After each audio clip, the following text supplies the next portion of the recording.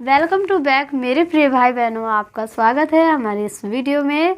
और आज हम आपके लिए लेकर आए हैं एक ऐसा विषय जो हर एक मसीह भाई बहन के जहन में ये बात उठती है कि हम विश्वास में आए हैं तो हम कैसे पाए अपनी आशीषें। तो ये मोस्टली बहुत से मसीह भाई बहनों का ये सवाल होता है कि हम परमेश्वर में आए हैं और हमें काफ़ी समय हो गया है और हमें आशीषें नहीं मिल रही हैं। किस लिए ये आशीषें नहीं मिल रही हैं, क्या कमी है। हम तो प्रार्थना भी करते हैं, वचन भी पढ़ते हैं और एवरी संडे हम चर्च में भी जाते हैं। तो मैं आप लोगों को बता देना चाहती हूँ कि वचन तो हर एक इंसान पढ़ता है और प्रार्थना भी करते हैं और संडे को चर्च में भी जाते हैं, लेकिन जो वचन हमें कहता है क्या उन बातों को हम फॉलो करते हैं? क्या परमेश्वर की जो आज्ञाएं हैं उन पर हम चलते हैं? क्या पहले जो हमारा जीवन था उससे हटकर हमने अपने जीवन में कुछ चेंजिंग की या नहीं? तो इन्हीं सब बातों के कारण हमारी आशीषें रुक जाती हैं, जो कि हम आज वचन से सीखेंगे, क्योंकि वचन के सिवा हम कुछ भी नहीं कह सकते।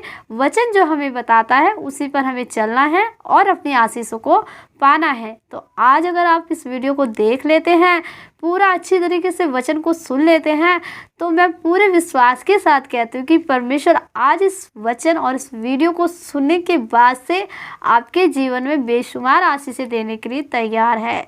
तो चलते हैं हम ज़्यादा देर न करते हुए वचन की ओर।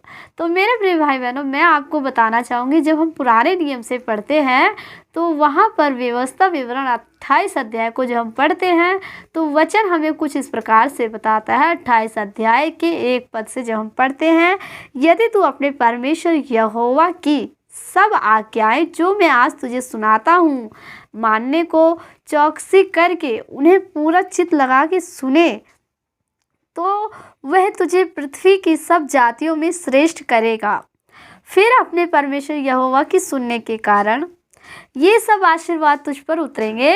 धन्य हो तू नगर में, धन्य हो तू खेत में, धन्य हो तेरे संतान और धन्य हो तेरी भूमि की उपज और तेरे भेड़ बकरियां आदि पशुओं के बच्चे।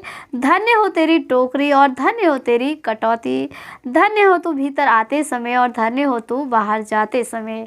हालेलुया। जब हमने 1 से 6 तक पढ़ा मेरे प्रिय भाई बहनों, तो वहाँ पर वचन में ये जो बातें लिखी हुई, सचमुच ये बातें पूरी होती हैं, क्योंकि आप लोग परमेश्वर की सारी आज्ञाओं को तो जानते हैं। अगर उन्हें आप पूरा करते हैं, उन्हें फॉलो करते हैं, जैसे कि आज्ञा में लिखा हुआ है, झूठ मत बोलो, चोरी मत करो और झूठी गवाही मत दो, अपने परमेश्वर के सिवा किसी और की उपासना मत करो।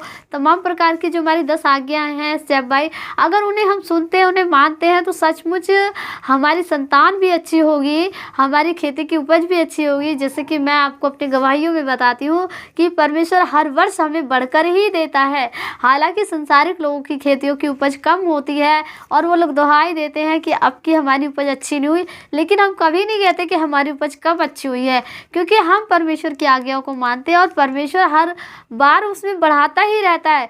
खेत वो सीमित ही रहता है, लेकिन उसकी आशीषें बढ़ती रहती हैं, उसकी आशीषें मिलती रहती हैं।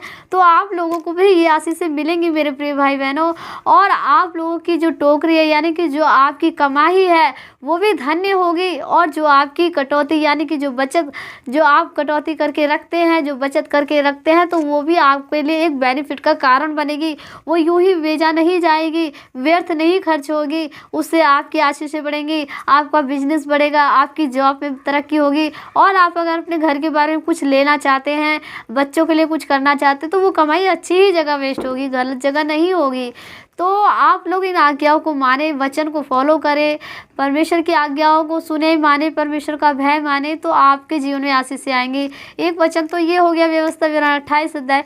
दूसरा वचन हम आपके लिए पढ़ते हैं, जब आप भजन संहिता अध्याय 128 अध्याय के 1 पद से 4 पद तक पढ़ते हैं, तो वहाँ पर कुछ इस प्रकार से लिखा हुआ है, क्या ही धन्य है वह जो हर एक जो यहोवा का भय मानता है। यानी देखिए, फिर ये बात बताई जा रही है कि अगर हम परमेश्वर यहोवा का भय मानते हैं, यानी अपने परमेश्वर का भय मानना ये नहीं कि आप परमेश्वर से डर रहे हैं और लेकिन झूठ बोल रहे हैं, आप परमेश्वर से डर रहे हैं और आप चोरी कर रहे हैं, आप परमेश्वर से डर रहे हैं और झूठी गवाही दे रहे हैं, गलत काम कर रहे हैं।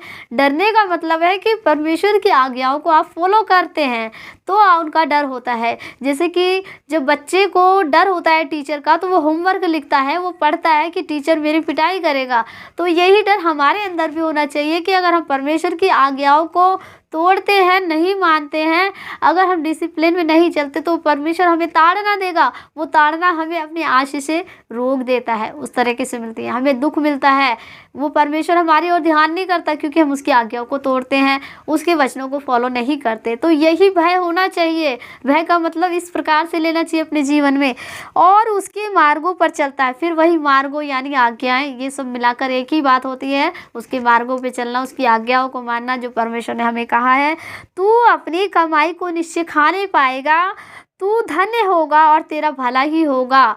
यानी कि जो आप कमा रहे हैं उससे ही आपके जीवन में आशीषें आएंगी, और आशीषें ऐसे आएंगी कि चारों तरफ से आएंगी, और आपको किसी बात की कोई कमी नहीं होगी। आपके मांगने से पहले ही परमेश्वर उन चीज़ों की व्यवस्था करके आपको देगा। जैसे हम अपने बच्चों की, जो हमारे बच्चे जो हमसे मांगते हैं, जो कहते हैं पापा आज हमें ये चाहिए, तमाम प्रकार की डिमांडें होती हैं, तो हम उन्हें पूरी करते कैसे भी करते हैं, वो हम मैनेज करते हैं। बच्चे नहीं जानते कि हमने कहाँ से किया। तो ऐसे ही हमारा परमेश्वर भी वो मैनेज करके हमें देता है, अगर हम उसके मार्गों पे चलते हैं, उसकी आज्ञाओं को मानते हैं, उसका भय मानते हैं। तो मेरे प्रिय भाई बहनों, इन सब बातों को अगर आप वचन में पढ़ते हैं, प्रार्थना में कहते हैं, तभी आपको आशीषें मिलेंगी। इस वजह से, ऐसा ना करने की वजह से हमारी आशीषें रुकती हैं। आज आपको पता चलेगा कि हम अपनी आशीषें किस तरीके से लॉस करते हैं और किस तरीके से पाते हैं। तो आगे वचन बताता है, जो तीसरा पद हम पढ़ते हैं, तेरे घर के भीतर स्त्री फलवंत दाखिलता सी होगी, तेरी मेज के चारों ओर तेरे बालक जलपाई के पौधे से होंगे। सुन, जो पुरुष यहोवा का भय मानता है वह ऐसी ही आशीष पाएगा। हालेलुया। तो वचन हमें बताता है कि जैसे कि बहुत सी बहनें होती हैं जिनके पास संतान नहीं है, तो उन्हें संतान की आशीष चाहिए। तो हम परमेश्वर का जब भय मानते हैं तो सचमुच हमारे घर में बेबी ब्लेसिंग मिलती है हमें। और क्या कहते हैं, हमारे जो घर की स्त्रियां होती हैं उन्हें कोई बाज नहीं कहने पाता, और जो बच्चे होते हैं वो भी अच्छे होते हैं। जैसे कि आपने व्यवस्था 28 में सुना कि धन्य हो तेरी संतान। तो बच्चे भी हमारी बातें मानेंगे, फॉलो करेंगे। जैसे हम उन्हें सिखाएंगे, बेटा प्रार्थना करनी है, वचन पढ़ना है, परमेश्वर के नाम की महिमा करनी है, धन्यवाद करना है, हालेलुया कहना है। इस तरीके से अगर हम उनको सिखाते हैं तो वो बच्चे हमारी आज्ञाओं को मानेंगे, क्योंकि हम भी बच्चे हैं, हम परमेश्वर की आज्ञा को मान रहे हैं। अगर हम परमेश्वर की आज्ञा को नहीं मानेंगे तो हमारे बच्चे भी सेम जस्ट वैसा ही करेंगे। तो पहले हमें अपने अंदर सुधार करना है फिर उसी तरीके से हमारे बच्चे भी सुधरते जाएंगे। मेरे प्रिय भाई बहनों, ऐसे ही और भी काफ़ी वचन है जैसे कि बाइबल हमें बताती है। तो एक वचन और मैं आपके लिए पढ़ना चाहूँगी, जैसे कि वचन है मलाकी अध्याय, उसके 3 अध्याय के 6 पद से जब आप पढ़ते हैं 6 से 10 तक, तो वहाँ पर कुछ इस प्रकार से है, क्योंकि मैं यहोवा बदलता नहीं, इसी कारण ये याकूब की संतान, तुम नष्ट नहीं हुए, तुम अपने पुरखाओं के दिनों से तुम लोग मेरी विधियों से हटते आए हो।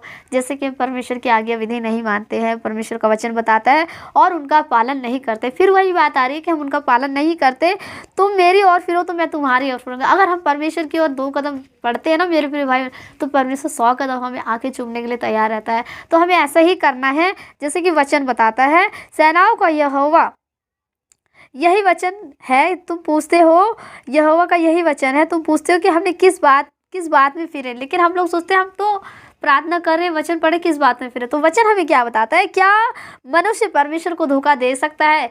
जैसे कि वचन में मनुष्य परमेश्वर को धोखा दे सकता है? बिल्कुल नहीं दे सकते हम धोखा, लेकिन फिर भी हम धोखा देते हैं।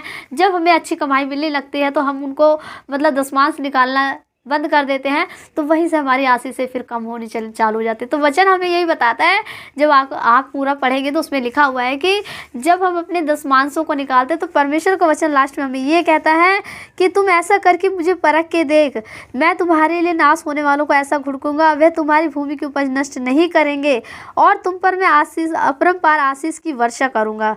परमेश्वर का वचन कहता है कि मैं तुम्हारे पर अपरंपार आशीष की वर्षा करूँगा।